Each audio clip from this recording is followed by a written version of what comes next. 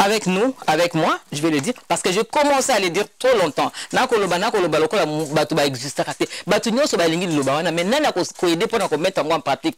Lokola dernièrement avant na yawa. Na bandi likambo ujana likambo mutakala wana ngabi. Botika okende kota na ba boîte boko no kanga ba ujana wana bokanga nde ba ujaner. Ba tata na mikonzi wana kaka bango moko bakene na ba boîte na ba nganda na pokwa nyonso bango nde baza kolanda bana wana bako bebisa bana batu. Bokanga nde bango. Ya bango bana baza na poto wana bisuti. Donc ba bebisa bana batu. Donc avec Fachi, Félix Alingi poste, Alingi premier ministre, patati patata. Si Félix Alingi poste premier ministre, après Bakor à 5. Pourquoi? Parce que Kabila Tindaki Chadari et pas Fayoulou. Aïbisaye que Félix a longolé l'angaï, Pierre Lombe na place à conseil des sages. Ce qui a longolé à quel premier ministre? Ah, je vous donne maintenant révélation. Ce qui va te béler, balobara, sans que ma combazoloba. Félix a dit non. Akolongwa ta kotika la wana biso ba oyo toza koyoka ba nzembo ba danse oya mitakala to komona wana ba danse ba musique oyo baza ko betela biso oyo zanga mutuna makolo nyonso tout eza ko faire partie de l'environnement ba ujana ba jeune fille ba tambola ka mutaka. Donc nazali ko mi poser question leur moko na mboka na biso tozalaka na mokonzi oui ou non. Les Congo AL News, première chaîne d'info.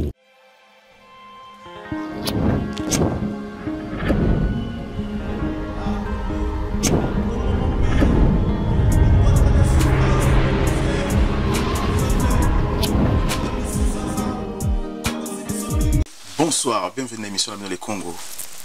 Ce soir encore, Toye pour nous parler de la situation politique actuelle à Mboka Nabiso, ce qui se passe dans le Congo.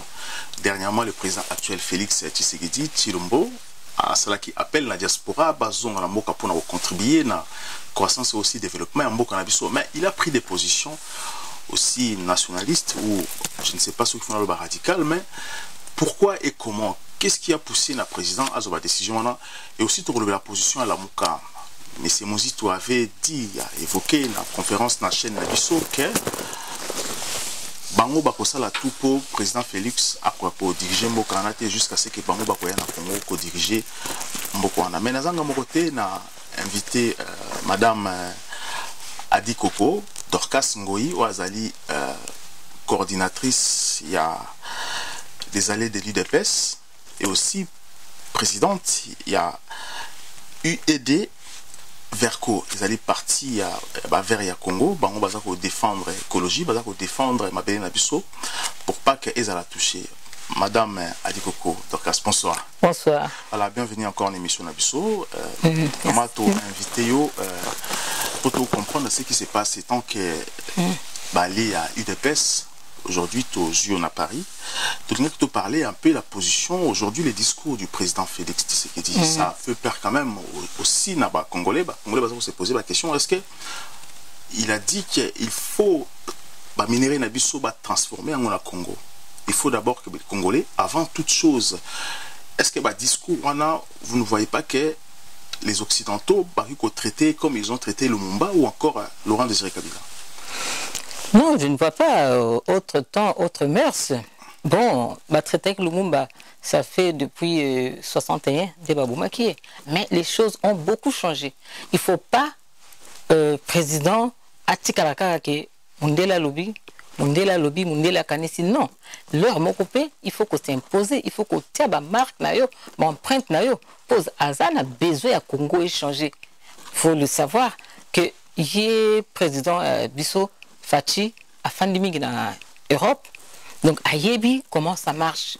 À Moni Ndengenini, Mboka na biso zotambola, et puis Ndengenini, biso ba Congolais, tozali ko fan na bamboka ya bapaya. Non, il a raison. Aloba, Mundela Loba, Lobate, Ata la biso ndeng to ko sala. C'est très important parce que le but que Balumba Bomayi bango monde évoluer. Est-ce que le président actuel Félix, est-ce qu'il va Mindele Mbaché ou bien parce que ceux qui va Mindele Mbaché va imposer alors, ce qui va miner les bâtiments était la déclaration européenne, parce qu'il faut le dire aussi que la Belgique et la France ont eu du mal à accepter. La Belgique est divisée aujourd'hui pour l'avoir accepté. Est-ce que vous n'avez pas peur aussi qu'il y ait un coup d'État pour placer la Mouka aussi dans le pouvoir? Non, parce que la Mouka Bangonde Bamindele Balinga il faut imposer. Mais Dieu aidant, Nzamba Tikaka Oyayete, Nzamba Baloli, la Mouka est commis Baluka. Voilà. Donc, Ezali, Bikam ici en Zambé. oyo nzambe alobi ce qui est écrit est écrit okoki ko changer ngo ata mokete mundele oyo zoloba wana alingaki bato ya yeba zala ba continuer sale besogne oyo za ko kitisa ba population congolaise voilà alingaki bango bazala pona ba minéraux na biso ekende kaka brut bazui yango eye na ba poto ba transformer tant ba ko zongisa la biso kuna na ba primo ko vraiment toko ko kokate ba pétrole na biso biloko nyonso ekende donc ezaki moi passe mais nzamba tali amoni que peuple congolais a souffrir mingi trop c'est trop tango ekoki yango abimisi moto alobaki non plus jamais ça toko sala ke ba minéraux na biso ba bimisi yango na se to transformer yango na Congo et puis biso to exporter yango ezala te ke bango bazui bake et puis bazongiseli biso yango to importera kaka na pauvreté na ba pasi nyonso au moins sikoyo tokozala na misala chômage ekokita talaka mikolo ndenge omoni tango ya komi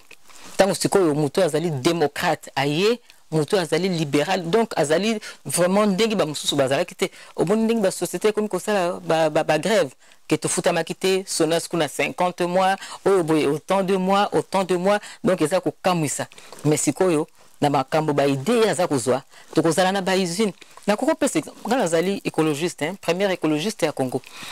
La coupe c'est exemple kaka. Soko fandi na Nchangu wana. Pour chaque fois naza candidate na Nchangu depuis 2006.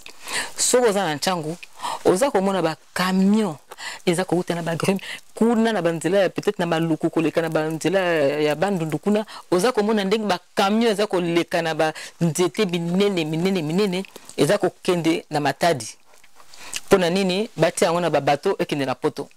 Eke na poto bakamati ba transformer yango ba eko zongisa biso ba meuble moko ba magasin to mona ka ba publicité na ba RTNC wana publicité magasin boye mais kotananu qui de ces Congolais là peut entrer dans ces genres de magasins amisombe la biloko bazote ka wana c'est quelques-uns au bazaki tout autour ya mangeoire ba prix wana pourtant to la siko ba tout impayé ou sous-payé tata zokende musala de fois na makolo bon transport ezalité à lembi a kokende ko somba biloko na ndenge nini et pourtant na Congo na biso tozali na bato ba yebi métier tozali ba charpentier menuisier tozali na bato oyo donc ba koki ko transformer mabaya wana il faut ko apprendre bango aussi ba yebi mais bango ba kota ngo ndenge nini siko lokola Félix aye oui akosala ngo tokosala ba usine mais comment bokosala ba usine wana soki vous n'êtes pas soutenu par l'extérieur comment avec quelle pourquoi kaka extérieur pour tozana ba menuisier na biso tozana ba charpentier pour ba transformer mabaya disons ba nzete na biso moko ba kati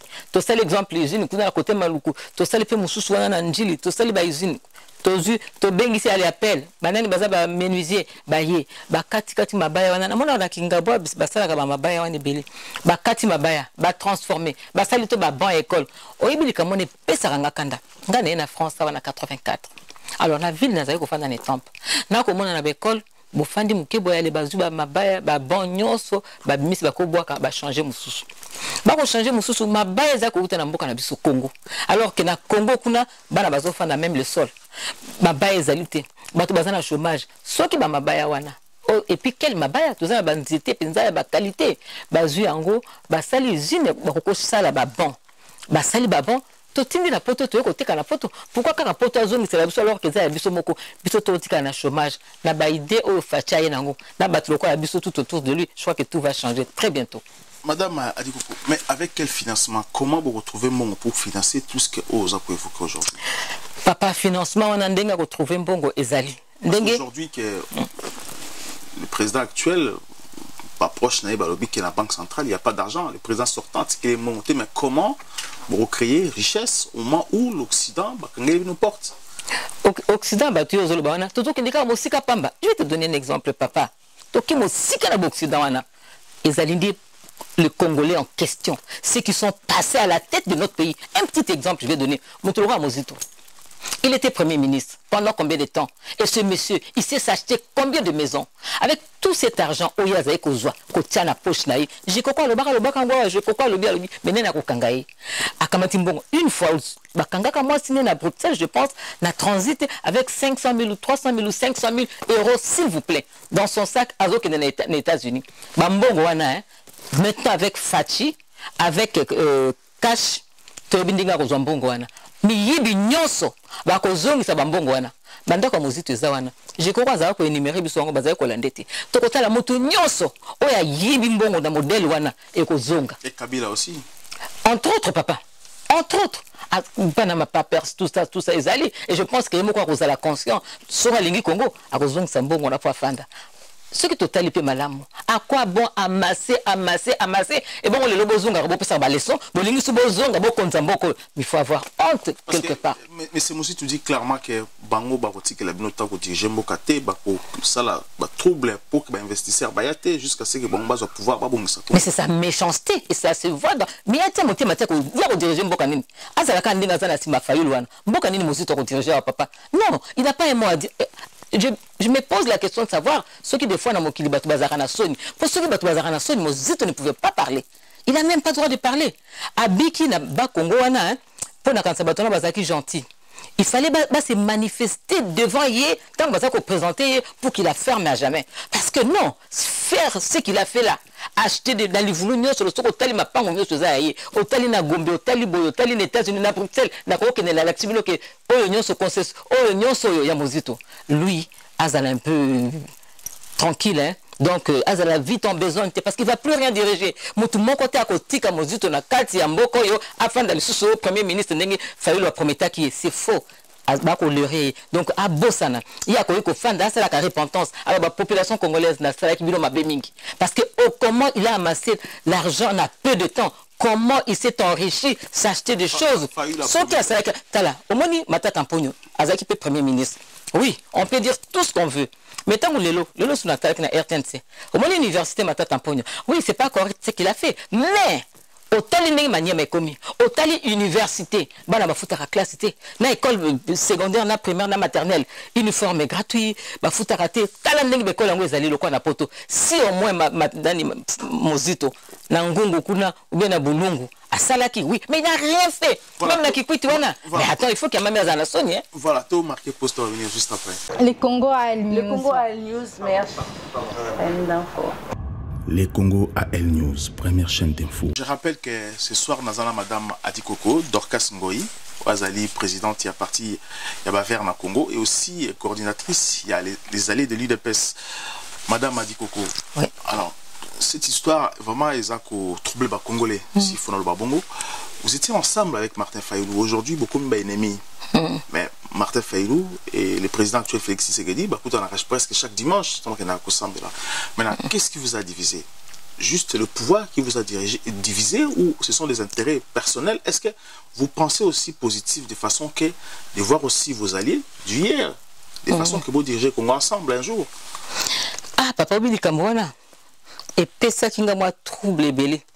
Parce que nous avons se retrouvé en France depuis octobre. Dieu merci. Deuxième pays dans la France. Naï côté la mobile, na banana bakoko et puis je suis tombé malade. Et heureusement, nous avons balinga mingi na zaki en France.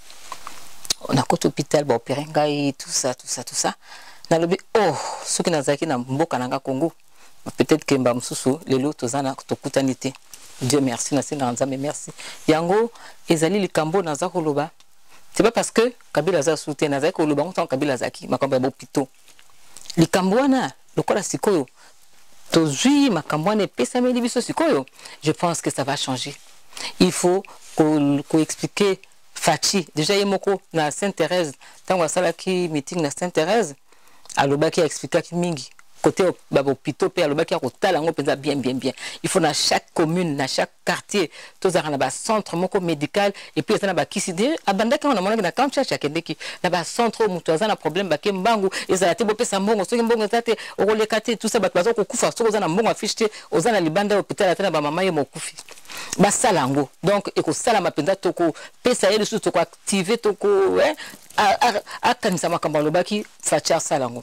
Alors tant makambo oyo ya Genève yaki le 29 septembre, avant Nayawa, na meeting, basalaki les 7 candidats, 5 présents et puis 2 na télé, ceux qui balbaka, totalement on a ba écran, Bembana, Katumbi. Makamunyo c'est le cas qui vient et puis Fatia Loba qui vient que Makamuto au saloyo, tozo mela lokwa mbondo. Oya ko bebisa. Si qu'on a comprendre technique batwaza ko zwango na sens ce qui modèle nini. C'est Fachi qui a trahi. Ah oui, bon, c'est Fachi qui a trahi. non n'ebiti ndenge bozo comprendre ngo Fachi alobaki oya ko bebisa mais ba bebisi ndenge nini ba memanaki na Genève wana tango ba komi na Genève n'ebiti so batebele ba comprendre likambo ngo ndenge ezali te oya trahir moninga boyebi yango bino moko clair. Vous vous imaginez na tongo la muki Fayulu aki komona Fachi alobine Fachi po amona ki azosola na caméra bi keba na caméra keba na katumbi keba na bemba balingi bisote keba mais yo Fachi zala calme ba changer mo poto kana ki boité na Pretoria mais ah ba changer ba lobi élection ndima parce que déjà ezali ngai ezali matungulu na ngai na mozito biso bangwashi to ko voter parce que le Fayulu que je vois aujourd'hui et le Fayulu que je connais dans le rassemblement, c'est deux personnes différentes. Hein. C'est deux personnes différentes. La différence, c'est quoi? La différence, c'est que je ne le reconnais pas dans ses dires, dans ce qu'il fait. Sincèrement, je ne reconnais pas M. Fayulu. Alors, Aïbisi Fachi Bongo. Fachi, dès qu'il va à un rassemblement, dès qu'il va à Fayulu. Donc, il pouvait que qu'on dimaille. Malheureusement, il faut que tu pèses à Nzambe, que Kangama Nzambe, Moutou. Ako yanga na yo motu ako kufa motu ako saloma be yango to moni na Genval na Genève IBC ke ndima tout ça l'élection parce que biso to kopona yo omoni venin abwaki aye déjà ko lalisaye donc pour que alors et ça la ranga passe mingi likambo wana pona nini le 29 septembre tant ba telemina ba ko salanga na zangi na simana bango 7 personnes 5 balobaki tant mozito a telemaki je pense que c'est Matungulu. Olia loba makamba parti na yeso ki Congo soki nini. Habi IDPS viva. Wana Matungulu. IDPS. Olia loba parti n'était. IDPS ouais. Ah. Asilisi. Allez, Fayulu tangwaye kipe. Mozito tangwaye. IDPS. Olia loba azana parti, n'ébite to azana parti. IDPS. Palou, babengana na palou. Aujourd'hui, tu sais nga kufi peut-être comme leader à Palou. Ah maman, batuana vraiment politique amboko na mso Congo et pesa nga passe na soni na mama ba nga kutu sola osuma kamonate. Ah maman, je comprends pas comment est-ce que vous les Congolais vous êtes. Tout ce que vous êtes en train de faire là. Aujourd'hui tu es ici, demain tu es là-bas, après demain tu es ici, aux hommes on a fait wana, aux autres ça peut monoko. C'est trop sale. Mozito ayekutu Mozito. Ce qui a qui exprès à Boaki, alors on va se chercher un candidat, ce qui est commun, c'est Félix. Comme ça il avait dit. Bah tu m'as beaucoup, on a gagné bis. À celle qui semblant. Ah ben non. Ah c'est pas ce que j'ai dit. Ah baloli. Alors, qu'est-ce que j'ai compris là-dessus? Que bah Fayulu, bah Mozito, bah Matungulu, bah si bah somba ki bango, tango bah telemaki bisika wana. Bazade ko zoba Fachi basi bayeba ki makambo sala basi ba prepara ki bango balobi mutu wana toko beta eku yango bayaki wana ole ba bimisa parti na bango baza ko kumisa UDPS. Moi j'étais là na tribune na bango papa baza ko kumisa UDPS tant na ekolo ka makambo ya Genève tozo si sa adoration na tuni ba papa mbale bazaki wana bazaki na ngabi boni makambo sili parce que c'était sûr biso soto ba que c'est Fachi qui était le candidat comment. Babio non, c'est Fayulu. Fayulu. Qu'est-ce que... Ah oui, c'est Fayulu. Donc j'avais rien compris et je suis rentré malade. Alors, Ngana Lobi, Ngana Zo Benga Kishasa Sikono Benga Kuna des pèses. Donc ma cambona coûte tel et tabisoté. Naza allié mais tel bisoté. Donc Fachi Zonga coûte. C'était mon idée aussi. Mais t'en as qui Kabunda, CG, à l'hôpital, Augustin Kabouya, ça n'a pas pité à Gabi. Voilà. C'est la diaspora, la diaspora, la boutou même, Basaliba. Mais oui, mais. On a dit Tim Balobaki déjà. Tim Balobaki, le président, il y a France, Balobaki, Alexandre, oui, Balobaki, oui. On s'est parlé. Et pardon, aussi, Wankacha, aussi, aux États-Unis, ils ont fait la même nuit. Voilà. Ce que je veux dire, c'est quoi? C'est que aujourd'hui, la Mouka dit que ceux qui battent Félix dans la candidat à Bango, cela montre que Félix a gagné au bateau à Kabila, qu'il était pion aussi de Kabila. N'importe quoi. Il ne faut pas croire ces histoires-là. Il ne faut pas que l'on ait un bateau le bateau na somba qui bahona bamindele, bazaki na kanda ya ndengi Kabila a changé qui m'a code minier, donc bamindele ba Glencore ndenge bozolo kana basi ba préparer qui na batunyo sono la muka baluka, basi ba préparer qui bango, donc ba joki nde batuana pour ba meka kotia bango. Mais c'est triste makambwana. Et après, on a eu Mona, directeur de campagne, il y a Fayulu, Nani, Pierre Lumbi. ben, j'étais étonné pour te dire, hein, c'est des bêtises, ma commune sur le salon. Pierre Lumbi aussi était allié à Félix, c'est lui qui était... Il était même le président du Conseil des sages.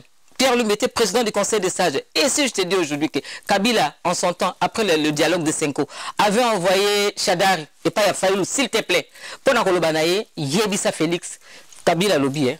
Ceux qui Félix, Félix Alingi poste, Alingi premier ministre, patati patata. Si Félix Alingi poste premier ministre, après Bakor à Senko, pourquoi? Parce que Kabila Tindaki Chadari et pas Yafaïlou, a Yebisa que Félix a longolé l'angaï, Pierre Lumbi na place à conseil des sages, ceux qui a longolé à quel premier ministre. Ah, je vous donne maintenant révélation. Hein. Ceux qui battent le bas, sans que ma combazo le bas. Félix a dit non. À Kolongwata, Kotika Lawana. Mais pourquoi on ligne Kolongola Pierre Lumbi? Les Camerounais nous en abattuent au Kangamarana Bango. Bah, pesa yonini. Fayoulou, s'il te plaît. Et bâton, c'est qui? C'est Pierre Lumbi, quoi? Avec au Kangamarana Batoua, na groupe, on a pour nanini. La ligne comme on a Pierre Lumbi. Ceux qui bolongo, les mettez n'importe qui. Tant que Félix a résisté, parce que Félix, c'est ce qu'on a lobby, oui, c'est oui, non, c'est non. Il n'est pas hypocrite, comme les autres. Donc, tant que lobby, fais confiance à ce qu'il te dit. Alors, Félix, le là, Mokolo, tout ça là qui, tant que nomination, il y a Pierre Lumbi comme président du Conseil des sages, Félix, tant que bâti président, il y a un rassemblement et tout. Le premier jour, hein, Pierre Lumbi à l'Obaki. Beaucoup de gens disent que ça n'a confiance. Mais je vous dis tous, j'étais là. Abi, je vous dis tous, faites-moi confiance. Je ne trahirai jamais ce que nous sommes en train de faire. Pierre Lumbi, s'il vous plaît. Je ne trahirai jamais ce que nous sommes en train de faire. Nous sommes unis, donc acceptez-moi tout ça. Pierre Lumbi avait dit. Mais tant que nous avons préparé na fin de Natalingabi, oh Nzambe, de l'Obanu et solo. Confiance na moto, confiance à Zalanzambe, pire na yo Zalanzambe. Donc on que l'église moko, mais mon thème ya moto, le cœur de l'homme, il faut faire très attention. Okay? Le cœur de l'homme, il faut faire très attention. À ko saloba sourire, à ko le bano makamundenge nyoso, mais au fond c'est pas ce qu'il pense. To kangama na Nzambe, le Nzambe ko yebisa biso vrai makamunde Nzambe ko tambola bien. Tant on a za ko tala siko Fayoulou Pierre Lumbi, alors qu'il y a zaro bana Félix, mais na lobby le monde est méchant. Le monde est méchant, tout le monde qui est dans la souka émission, on va marquer en pause, monsieur, je revenir juste après. Les Congo à El News, première chaîne d'info. Madame Adi Koko, comme vous dans la souka émission, mais tout le monde nous a défendre vers le Congo, on va partir vers. Pourquoi vous choisir position en vous allez protéger la nature et le Congo? Oui, président, autorité morale, hein, monsieur Ngoï Théo Maire, que je salue en passant. Aux autorités morales, il y a UED Verco, l'Union des écologistes pour la démocratie et le développement. Il y a Salaki parti en en 1991. Écologie, pourquoi? Quand on appelle ça, hasard est arrêté dans mon kilio. Parce que quelques années plus tard, il y a Boutami le 5 décembre 36. Et le 5 décembre est comme la journée de l'arbre. Alors, il y a un lobby, un visionnaire. Au moins, il y a ça là, que c'est improvisé. Ou bien, comme tu as improvisé. Ce que l'on a évité, improvisé. Ok, n'a nulle part, au côté évité contre mur, au pays. Bateau, batia qui wana, ko konza. Alors, à lobby, à ça, côté la ndingi mo qui les a kokende. Congo na bisondenge zokende ndenge ba construction anarchique ndenge ba quartier mususu ba ko construire te baza ko construire ndenge ba komi ko kata kata banzete parce que dans le temps ezalaki avant ko kata nzete na lupangu il faut bokende na commune bo sengi permission ba ko tala ceux qui za ko gêner ceux qui za ko déranger mais ezara sou bongote mutu alingi ala muki loti akati nzete construction on n'en parlons même pas. On doit consommer n'importe où, à construire n'importe où, géomètre, géologue, bazalaka le sous-souté. Alors, Abi, Nabi sa partie oyo. Pour te mettre à protéger, à préserver décadence, il y a environnement na biso. Malheureusement, na Congo, na président, na dictateur, na président, na gouverneur, le koso, linko tonga n'importe où, n'importe comment, baby si le sous bien. Attends, na GB kuna, hein. Tozaliao Bogota la ndenge ba neza koya ndenge ba inondation ndenge ba ndako kokoya parce que autorité morale na biso azara na ndako na Kosbaki asomaka na 68 amema biso place na ndako na existe la société et si la kutu si la na Kosbaki na kota maya makelele donc eza ba quartier mususu ba construire zakate sikoyo bato baza ko construire sikoyo na lokoso ole ba poussa na mpe bisika mususu te bato nyonso kaka concentré c'est l'état nazo azoteka kasi l'état moyini loba Franck Diongo l'état moyini l'état ya ibe lokote l'état bazana miyibi ba premier ministre bazo ya miyibi ya lokoso donc bako wela on dirait banda ko za ko sila ba centre nyonso ezalaki kuna ba zu ba tongi ba espace vert ezali souté alors biso papa parti oyo eza pour l'environnement. Qui dit environnement papa eza nzinga la biso oyo toza komona toza koyoka banzete mai nzambe mutu ataka kutu biso na jardin nzambe loba toza na jardin d'Eden bisika ataka ba Adam na Ève donc jardin toza na nzete toza na mai toza na banyama donc biso na mokili oyo lupango eza jardin d'Eden alors pour ko protéger nzinga la biso ko protéger makambo to ko mona ko protéger bisiko to ko fanda qualité ya vie des slogan ya parti na biso et puis nzinga la biso ba oyo toza ko yoka ba nzembo ba danse oya mitakala to ko mona wana ba danse ba musique ba za ko betela biso oyo zanga mutuna makolo nyonso tout eza ko faire partie de l'environnement ba ujana ba jeune fille ba tambola ka mutaka donc nazali ko mi poser question leur moko na mboka na biso tozalaka na mokonzi oui ou non. Namboka na biso tozali na papa oui ou non comme dans le temps de Mobutu. Oui, c'est vrai. On ne peut pas dire que... Est-ce qu'il y a Bino Borokokango aujourd'hui? Parce que ce qui s'est passé hier risque de continuer aussi aujourd'hui. Avec qui le président Félix peut diriger le Congo pour vraiment échanger? Avec nous, avec moi, je vais le dire, parce que j'ai commencé à le dire trop longtemps. Nakoloba lokola batu ba existe kate. Batu nyonso ba lingi loba wana mais nana ko aider pour na mettre en pratique. Lokola dernièrement avant na yawa. Na bandi likambo ujana likambo mutakala wana ngabi. Botika okende kota na ba boîte boko no kanga ba ujana wana bokanga ne ba ujaner. Ba tata na mikonzi wana kaka bango moko bakene na ba boîte na ba nganda na pokwa nyonso bango nde baza kolanda bana wana bako bebisa bana batu. Bokanga nde bango. Ya bango bana baza na poto wana bisuti. Donc ba bebisa bana batu. Donc, avec Fachi et des femmes, la femme comme moi, cette histoire ne va pas passer. Makambouane kosi la nyonso. Et puis, na kolinga sous sa population congolaise bien. Pour naibisa bango ke ceux qui toleki na pouvoir parce que j'étais sûr de Fachi neba ke Fachi kolika nzambe alobaka nanga nzambe alakisaka et je le savais nazali pe koyibisenga bi nous sommes dans le bon président continuons attendant makamba Genève le kaki ça m'avait fait trop mal na lali na lamuki na tindele texto gabi président nous sommes dans le bon Dieu ne m'a pas dit que yo za la présidente baloba babuta bakita il est président baloba la bango ti ba kolemba ce qui ba koloba baloba na bango na lobaki na population congolaise hein que cheval de bataille nanga à part bopito nyoso to sala wana facha lobaki on pas sala tozana likambo ya tene de Kalina à tene de la Gombe il faut to assainir angona ba école mboka na biso Congo surtout à tene de la Gombe OK na sima kuna côté tozaki osala natation na stade na biso comme Shark Club ba pesa zoé et comme ba Zoé te ka une partie aussi ba muto atsombi wana ko abebisi mbongo soki mutu na sombi abebisi mbongo zoé yake na tene de Kalina na mutu na mutu na bebisi mbongo akende ke pas zoé lero ya senge mbongo akozala gouverneur kuna soki na Lubumbashi soki ba ko tché gouverneur akende ko senga mbongo parce que sombi mabe qui achète chez autrui soki ako rater ako regretter ndako wane ko zonga parce que justice pende ko zonga zo so ba ko ba tambo mwamba wana te. Voilà, na question aujourd'hui Bino Bafer. Les États-Unis, je reviens sur COP21. COP21 parce que RDC a été mal coté, RDC a zori ba parabuke. La question de Moïse Katumbi, mais il a répondu à une question. C'est là qui point d'interrogation. Les États-Unis, Trump a côté qui n'a polémique, qui n'a Europe, lorsqu'il a une position, il y a Paris, les États-Unis dans COP21. Salamaki n'a Paris. La RDC, épaissi forêt nango équatoriale, ils ont assuré anti-pollution dans Mokili, plus de 50% de la forêt équatoriale. Alors que la RDC avait mal négocié par part naïe dans COP21. Aujourd'hui, nos visions les animées sur COP21 ou COP24 encore aujourd'hui. Papa, ma communion soana, tolanda kangwa la lettre. Mais le quoi biso mutu tozali na kati na tozali na kati na makambo na te. Tolobi totala bango ti bisika ba kosuka nango. Pona nini? Ezalaki makambo mabe olikaka na mboka na biso. Place wana ya ministère environnement. Ole bazwa mutu environnement, ba kozwa mutu ya ba musicien. Bakamati batie wana ministre de l'environnement. Et c'est ministre de l'environnement wana oyo azana kati ya système oyo ezalaki ya Kabili, oya mihibi. Akosala nini?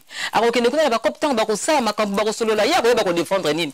Obi mbala mususu bakendaka makambo réchauffement climatique, je pense que c'est en 2009 ou 10. Dans la zaki na débat na ambassadeur chinois à Congo, ils étaient dans la télévision et à Mozito, je pense. La télévision Mozito côté à l'hôpital Mama Yemo. Tant que bimi, pour na lobby, attends. Bakamati, bakekuna ko makamba il y a réchauffement climatique. Et il fallait penser bon cannabis en ébullition. Batia ba banderole partout que délégation monienne il y a Congo et que kuna na makambo réchauffement climatique boyena boyeto sambela pona bango to pesa makasi pour pas que nous discuter bien ba vendre bien pays na biso. Papa, nulle part. Ezaka rapona ba bêtise, au moins ba banderole partout. Soutien, soutien, soutien, soutien. Au niveau fanda, bo solo la, bo pona pe batu malonga non, batu na bazo kende ba memi ba ngulu, bati ba ndeko na bango, basi na bango, ba makango na bango, ba koti bango na viande na ba na bango, o ba ke ko défendre écologie. Nzoka non. Ce que oti mutu qu'il ne faut pas à la place qu'il faut. Akosala nini? Akosala loko moko te. Brésil ndenge na lobana Congo, tozaki presque na niveau moko papa. Moto pas vivre, a besoin de deux poumons, gauche na droite. Si le Brésil les a poumons gauche, biso droit. Biso mi balé tous à niveau, mon copain m'a ma bien. Mais balamo to comme Brésil na biso incomparable, il y a pas match. Donc Brésil comme kuna moutongo fa kufa parce que peut mal sous bien té. Et peut-être tous à niveau moko, tous tika la kaka na sek. Tant to kende kuna bato batinda kuna. So wazane muto ba musicien, ako kende ko défendre ndenge nini, ako lo banini, tant bazo ba makambo écologie. Il faut bien vendre ton pays. Quand il ça ba pays industrialisé wana. Bozala ba usine na bino, bozala ba biloko belé belé, bo pesa ba tumisala. Chez nous là-bas, forêt équatoriale. C'est bon. OK. On va préserver, on ne va pas couper tout ça pour l'oxygène du monde entier. Mais en échange, vous allez nous donner quoi? Bango en échange, bazuma ba million na mike, ba kaboli entre bango en échange de silindenge wana. Mutu ba kolanda bango azalité, mutu okanga bango azalité. Avant baya balikina ba il Caïman, ba bombi ba bongo. Il y avait un chef qui était le président sortant. Mais attends, le chef quelle personne ce chef là avait déjà mis en prison tout le monde? Luzolo bambi alingai ko meka makamba okanga batu basara nini mbala moko luzolo bambi nga babotolanga lupango nanga la kinsuka luzolo bambi siko azaye ko sala makambo kitoko en son temps. Alors je dis azaye ko bengisa batu bo discuter boy mais tangu azo sala makambo na banga babome na kitambo kota hôpital ya kitambo parce que aboya ki bakimuta bazo à côté nyonso na batonga banda kuna bango ba station essence batiraka na moyen. Alors le président il était là, il avait fait quoi? Le président sortant pour te dire système wana nyonso ekende. Avec Fachi, on va faire très attention. On va mettre la personne qu'il faut à la place qu'il faut. Comme ça, tant que na ba conférence wana, na ba préserver makambouana, tu sauras comment vendre ton pays. Et puis, mouton face à la claire, le col à Fachi, à zone na 173 000, 163 000, mbongo tikali, à zone ici la caisse. Tango roya, bogendaki, bosolo li na kopwana boni, bolobindengini. Toko ça mindele que, to pesibino, en échange, bino pebo sala biso barrage batuna biso population na biso na bazamba wana babanda ko lia po to lia ka banzete to sala ka bilanga to kata ka banzete pour na makala. Merci beaucoup madame Adikoko Dorcas Ngoyi. Merci de répondre à la question na biso. Prochainement to gozao soko uti Kinshasa pour to évoluer encore vu la situation politique na évolution nenge président na biso Abimi Mboka. Merci encore l'équipe technique à Mbala foot na réalisation que Kanik bienvenue mangala na caméra. Merci na ba besoin de surtout beau s'abonner, beau partager encore l'émission au à très bientôt. Les Congo AL News, première chaîne d'info.